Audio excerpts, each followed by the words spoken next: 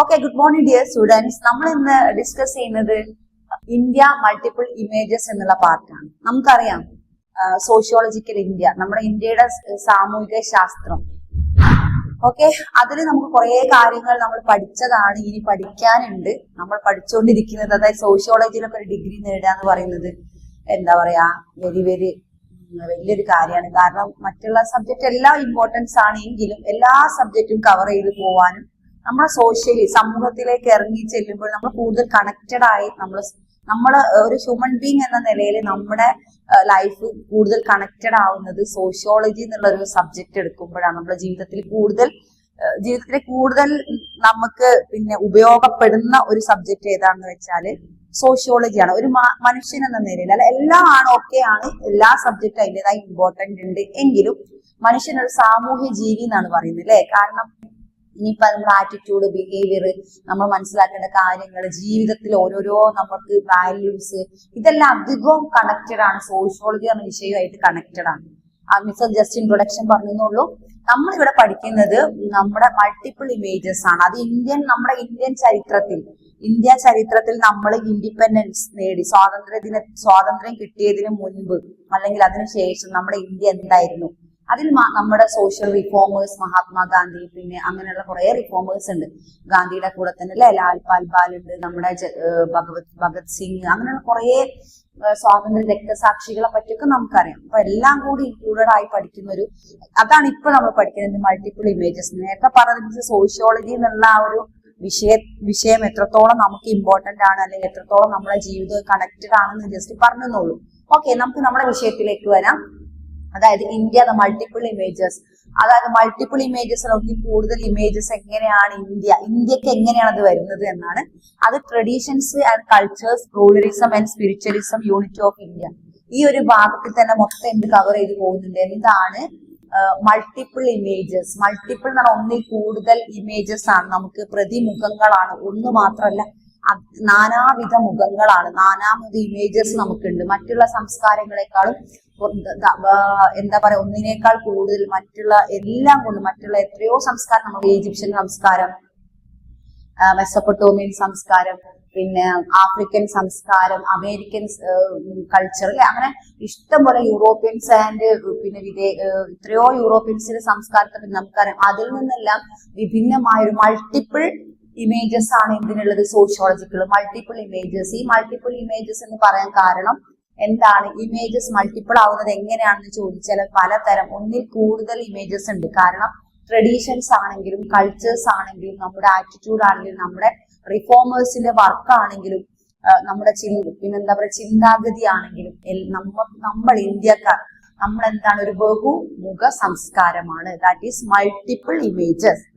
Okay, അതിൽ traditions എടുക്കുകയാണെങ്കിൽ നമുക്കറിയാം എന്താണ് ട്രഡീഷൻസിൽ എന്താണുള്ളത്. ട്രഡീഷൻസ് എടുക്കുകയാണെങ്കിൽ കൾച്ചേഴ്സ് എടുക്കുകയാണെങ്കിൽ പ്ലൂറലിസം, ഇത് മൂന്നും. ട്രഡീഷൻസ് അതായത് സംസ്കാരങ്ങൾ. എങ്ങനെയാണ് സംസ്കാരങ്ങൾ മൾട്ടിപ്പിൾ ഇമേജസ് ആകുന്നത്? ഒരു സംസ്കാരം മാത്രമല്ല, നമുക്ക് ഇഷ്ടം പോലെ സംസ്കാരത്തിൽ അധിഷ്ഠിതമാണെങ്കിൽ നമ്മുടെ ഇന്ത്യൻ സംസ്കാരം. നമ്മൾ ഇന്ത്യൻ സംസ്കാരത്തെ പറ്റിയിട്ടാണ് ഈ ഒരു പാർട്ടിൽ ഡിസ്കസ് ചെയ്യുന്നത്. ഒരു സംസ്കാരം മാത്രമല്ല, നമ്മൾ എല്ലാവിധ സംസ്കാരത്തെയും നമ്മൾ ഉൾക്കൊണ്ടുകൊണ്ട് ജീവിക്കുന്ന ഒരു ജനതയാണ് ഇന്ത്യയിലുള്ളത്. ഓക്കെ, കൾച്ചേഴ്സ്, സംസ്കാരത്തിന് ട്രഡീഷൻസ് മീൻസ് പാരമ്പര്യം. കൾച്ചറാണ് സംസ്കാരം. ട്രഡീഷൻ ഈ പാരമ്പര്യം, ഒരു പാരമ്പര്യം മാത്രമല്ല, ഒരു നാനാവിധ മതങ്ങളുടെ, ക്രിസ്ത്യൻ മതം, ഹിന്ദു മതം, സിഖ് മതം, ബുദ്ധമതം, ഇസ്ലാം മതം, ഇഷ്ടം പോലെ മതങ്ങളുടെ ട്രഡീഷൻസ് അതാത് മതവിഭാഗക്കാർ വിശ്വസിച്ച് മുന്നോട്ട് പോകുന്നത് കൊണ്ട് തന്നെയാണ് നമുക്ക് അതൊരു വലിയൊരു ഇമ്പോർട്ടൻസ് തന്നെയാണ്. ഓക്കെ, അതന്നെയാണ് ട്രഡീഷൻസിലെ ഇമ്പോർട്ടൻസ്. നെക്സ്റ്റ് കൾച്ചർ, സംസ്കാരം എന്ന് പറഞ്ഞാൽ എന്താണ്? നമുക്ക് നാനാവിധ സംസ്കാരങ്ങളുണ്ട് നമുക്കില്ലേ. ഇതേപോലെ തന്നെ ട്രഡീഷൻസിനെ പോലെ തന്നെ എന്തുണ്ട്, സംസ്കാരമുണ്ട്. നെക്സ്റ്റ് പ്ലൂരലിസം. എന്താണ് ഇതാണ് നമുക്കൊരു ഇമ്പോർട്ടൻസ് ആണ്. പ്ലൂരലിസം എന്ന് പറഞ്ഞാൽ നാനാവിധ പാരമ്പര്യം എന്നാണ് പറയട്ടെ. ഓക്കെ, പ്ലൂരലിസം, പ്ലൂരൽ എന്ന് പറഞ്ഞാൽ ഒന്നിൽ കൂടുതൽ, ബഹുവചനം എന്നാണ് പറയാ അല്ലെ. പ്ലൂരലിസം എന്ന് പറഞ്ഞാൽ എന്താണ്? ഒന്നിൽ കൂടുതൽ ട്രഡീഷൻസും കൾച്ചേഴ്സും ഉണ്ട് എന്നാണ് അതിനർത്ഥം. Okay, next spiritualism. അത് നമ്മളെ ഇമ്പോർട്ടൻസ് ആണ്. യൂണിറ്റി ഓഫ് ഇന്ത്യ മീൻസ് നമ്മുടെ ഏകത്വം എന്നൊക്കെ പറയും. യൂണിറ്റി മീൻസ് ഏകത്വം. ഓക്കെ, നാനാത്വത്തിൽ ഏകത്വം എന്നുള്ള ഒരു സംഭവം. അപ്പൊ just miss tradition and plurality of culture accommodation Indian സൊസൈറ്റിനെ ജസ്റ്റ് ഒന്ന് വായിക്കുകയാണ് miss. Facets of pluralism and unity of India, the external synarchic tradition in Hindu spiritualism, the historical trajectories in India, okay, then colonialism and western imagination of India. അതായത് colonial and western imagination. Colonial എന്ന് പറഞ്ഞാൽ നമുക്കറിയാം നമ്മുടെ അധീശത്വം, നമ്മുടെ ഇവിടെ ഭരിച്ചിരുന്ന colonial അധീശത്തിനെ കുറിച്ചും പിന്നെന്താണ് വെസ്റ്റേൺ ഇമാജിനേഷൻ. വെസ്റ്റേൺ എന്ന് പറഞ്ഞാൽ നമ്മളല്ലാതെ യൂറോപ്യൻസിന്റെ ഈ കൺസെപ്റ്റ് എന്താണ് ഇന്ത്യൻ സംസ്കാരത്തെ പറ്റി. അതിൽ മാൽക്കോലേസ് മിനുട്സ് ഉണ്ട്, ജെയിംസ് മിൽസിന്റെ descriptions and civilization. James Mill പറഞ്ഞ ആളെ നിങ്ങൾക്ക് അറിയാൻ പറ്റും അല്ലെ, ജെയിംസ് മില്ലിന്റെ ഡിസ്ക്രിപ്ഷൻസ് പഠിക്കാനുണ്ട്. India as imagine by Hegel, Marx and Engels. അവരുടെ അതായത് മാക്സും ഹെഗലും ഏഞ്ചലിന്റെയും എന്തുണ്ട് നമുക്ക് പഠിക്കാം, അദ്ദേഹത്തിന്റെ ഡിസ്ക്രിപ്ഷൻസ് പഠിക്കണം. മാക്സ് വെബർ ഓൺ ഇന്ത്യ, ഇന്ത്യയിലെ മാക്സ് വെബറിന്റെ പഠിക്കണം. Max train in India, Max train എന്ന് പറഞ്ഞ ആള് നമ്മളെ പറ്റി എന്തൊക്കെ കൺസെപ്റ്റ് ചെയ്ത് അദ്ദേഹത്തിന് ഇമാജിനേഷൻ എന്താണെന്ന് പഠിക്കാനുണ്ട്. Rabindranath Tagore, Gandhi, Nehru, Ambedkar, cultural nationalist imagination. Rabindranath ടാഗോറിനെ പറ്റിയുണ്ട്, ഗാന്ധിജി ഉണ്ട്, നെഹ്റു, അംബേദ്കർ, കൾച്ചറൽ നാഷണലിസ്റ്റ് എല്ലാം ഉണ്ട്. Okay, after reading this unit you should be able to explain the. അപ്പൊ നമ്മൾ ഇത് പഠിച്ചു കഴിഞ്ഞാൽ നമുക്ക് എന്തൊക്കെ മനസ്സിലാക്കാൻ പറ്റും? Explain the traditional factors of plurality of Indian society. നമ്മുടെ ബഹുമുഖമായ പാരമ്പര്യത്തെ പറ്റി മനസ്സിലാക്കാൻ പറ്റും. പിന്നെന്ത് പറ്റും? elucidate and internal system synarchic tradition Indo spiritualism, develop a critique on the colonial description of Indian society and underline Hegel, Marx and Weber terms vision of India. മാക്സും ഹെഗലിന്റെ ഇമാജിനേഷൻ എന്തൊക്കെയാണ് ഇന്ത്യയെ പറ്റി അവർ കൺസെപ്റ്റ് ചെയ്തത്. Underline the Hegel's, Marx, Weber's and terms vision of India. Then introduction എന്താണ്? India is a society is founder of pluralism and traditions of accommodation of cultural liberalism. It has long historical legacy such a tradition. Okay, the cultural echoes Indian society has not been interrupted of imagined uniformity. While Indian leaders and philosophers, poets and witnesses have enlightened the essential plural economic foundation of Indian society. Indian tradition എങ്ങനെയാണ് ഈ ഒരു ബഹുമുഖമായത് നോക്കുകയാണെങ്കിൽ നമ്മുടെ തത്വചിന്തകന്മാരാണെങ്കിലും നമ്മുടെ ഇവിടെ social റിഫോമേഴ്സും നമ്മുടെ freedom struggle ചെയ്ത freedom ഫൈറ്റേഴ്സും ഇവരുടെ എല്ലാ പ്രവൃത്തികളിൽ നിന്നും നമുക്ക് മനസ്സിലാക്കാൻ പറ്റിയിട്ടുണ്ട് എന്ത് മനസ്സിലാക്കാൻ പറ്റിയിട്ടുണ്ട്? നമുക്ക് എന്താണെന്നാണ് നമുക്ക് മനസ്സിലാക്കാൻ പറ്റിയത് എന്താണ്? നമ്മുടെ ഈ ഒരു നമ്മുടെ ഇന്ത്യ ഒട്ടനവധി പാരമ്പര്യം കൊണ്ടും സംസ്കാരം കൊണ്ടും സമ്പന്നമാണ് എന്നുള്ളത് അവരുടെ എഴുത്തുകളിൽ നിന്നും ഇവരൊക്കെ തന്നെയാണെന്ന് നമ്മുടെ ഒരു ഇന്ത്യൻ സംസ്കാരത്തെ ഇങ്ങനെ ആക്കി തീർത്ത ആളുകളാണ് ഇവരെല്ലാം. നമ്മൾ ഇന്ത്യൻ മൂവ്മെന്റിൽ പങ്കെടുത്തവരും നമ്മുടെ ഇന്ത്യയിലെ സോഷ്യൽ റിഫോമേഴ്സ് എല്ലാവരും അവരാണ് പറഞ്ഞത്. അതിൽ എക്സാമ്പിൾ നമുക്കറിയാം, ശ്രീനാരായണ ഗുരു എന്ന് പറഞ്ഞൊരു നമ്മുടെ റിഫോമർ, സാമൂഹിക പരിഷ്കർത്താവ്. അദ്ദേഹം എന്താ പറഞ്ഞത്? ഒരു ജാതി, ഒരു മതം, ഒരു ദൈവം, നമ്മുടെ മനുഷ്യൻ എന്നാ പറഞ്ഞത്. ഏത് മനുഷ്യനാവട്ടെ, ജാതി ഏതാവട്ടെ, മതം ഏതാവട്ടെ, എന്ത് വിശ്വസിക്കുന്നവരാവട്ടെ, എല്ലാവർക്കും ഒരു ജാതി, ഒരു മതം, ഒരു ദൈവം, ഒരു മനുഷ്യനാവട്ടെ, അവർക്ക് അവരുടെ ഇഷ്ടം പോലെ വിശ്വസിക്കാമെന്നാണ് പറഞ്ഞത്. അതുകൊണ്ട് തന്നെ ഇവരെല്ലാം എക്സാമ്പിളായി നമുക്ക് മുന്നിലിരിക്കെ നമ്മൾ എന്ത് ചെയ്യും? നമ്മൾ എങ്ങോട്ടേ പോവും?